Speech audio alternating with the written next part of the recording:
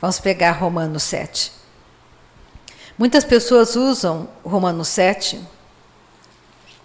e justificam a vida de pecado que elas levam usando Romanos 7. Elas pegam a fala de Paulo por não ter o entendimento, porque Romanos é uma carta, não é só um pedaço. É errado você pegar um versículo da Bíblia e fazer daquele versículo, para você, um padrão, uma lei. Você não pode arrancar um versículo e falar, não, ó, está escrito aqui, olha, eu estou lendo, está escrito aqui. Deus falou, está aqui, ó. Sim, mas você leu o contexto todo da carta?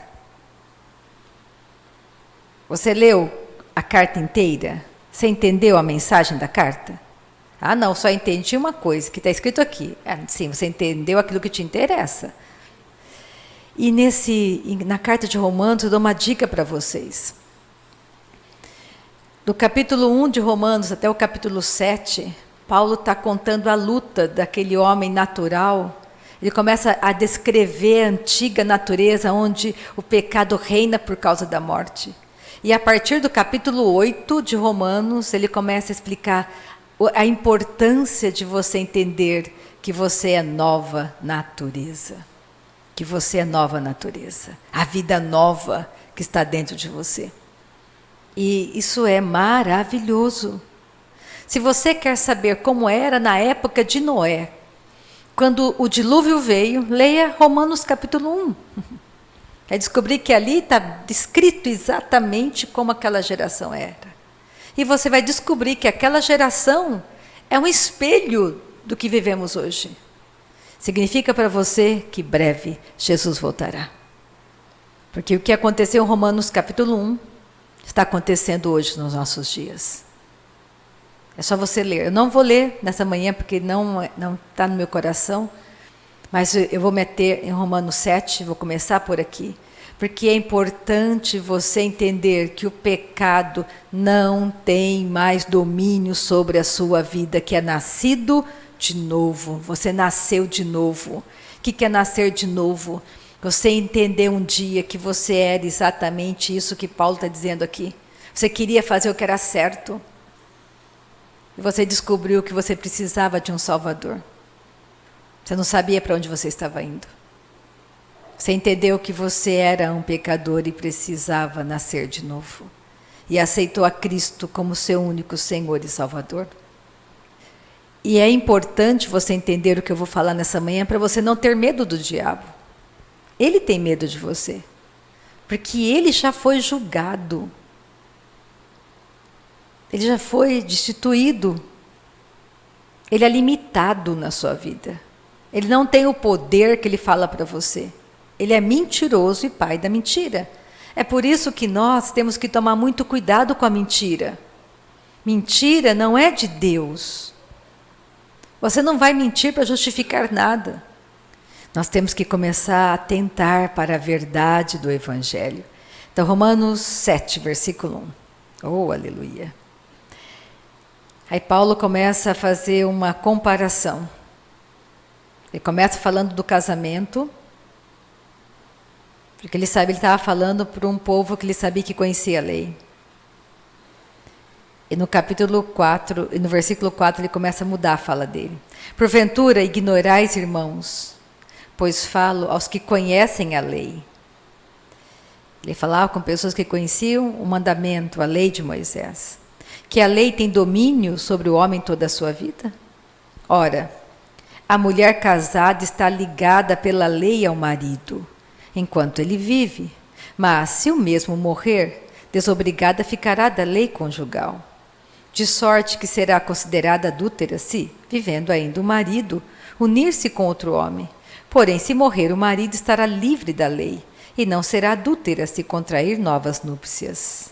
Assim, meus irmãos, também vós morrestes relativamente à lei, por meio do corpo de Cristo, para pertencerdes a outro, a saber, aquele que ressuscitou dentre os mortos, a fim de que frutifiquemos para Deus. Versículo 5. Porque quando vivíamos segundo a carne, as paixões pecaminosas postas em realce pela lei operavam em nossos membros, a fim de frutificarem para a morte. Aí ele diz, olha, quando o pecado estava reinando na minha carne, eu olhava a lei mostrava para mim, colocava em realce tudo isso. Porque ela mostrava e dizia, não cobiça, Rita, ai meu Deus, eu estou cobiçando, eu não quero cobiçar. Realçava que havia uma operação de morte nos meus membros. É disso que ele está falando aqui.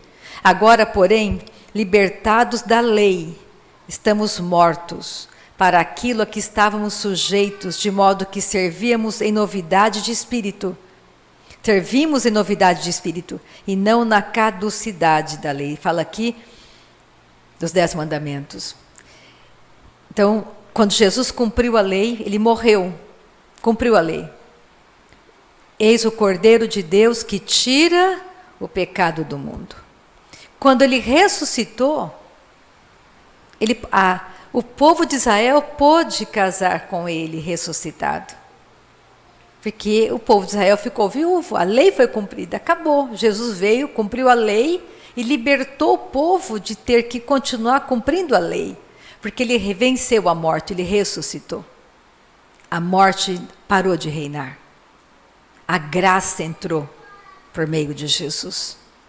Então, quando você aceita Jesus, essa vida, é por isso que ele estava explicando para você, você que é judeu, a vida toda você seguiu a lei, mas a lei foi cumprida em Cristo Jesus. O Cordeiro veio, a promessa foi cumprida. Jesus chegou, esmagou a cabeça de Satanás, a morte parou de reinar.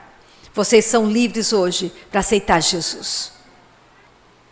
Ele fala, que diremos, pois? É a lei pecado? De modo nenhum. Mas eu não teria conhecido o pecado, senão por intermédio da lei. Pois não teria eu conhecido a cobiça, se a lei não dissera, não cobiçarás. Eu não sabia que era errado cobiçar. Mas pega Romanos 5, volta um pouquinho. Romanos 5, versículo 20, finalzinho de Romanos 5. Ele fala da importância da lei, para você entender.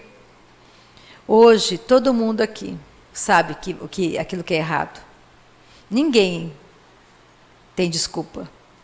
Todo mundo que nasceu de novo sabe quando falou aquela frase que não deveria ter falado. Versículo 20. Sobreveio a lei para que avultasse a ofensa, para que ressaltasse a ofensa. Mas onde abundou o pecado, superabundou a graça, a fim de que, como o pecado reinou pela morte, entendem? Isso que Paulo estava falando no capítulo 7, eu vou voltar para o capítulo 7. O pecado reinou por causa da morte que entrou no planeta. Porque a natureza morta não consegue ser salva se não for por meio da graça. A lei não pode salvar. Você não será salvo pelas tuas obras, você não vai ser salvo porque você é bom, você não vai ser salvo porque você faz tudo certinho. Porque chega uma hora e um momento que você não faz tudo certinho. Se você errasse um item da lei, você era culpado.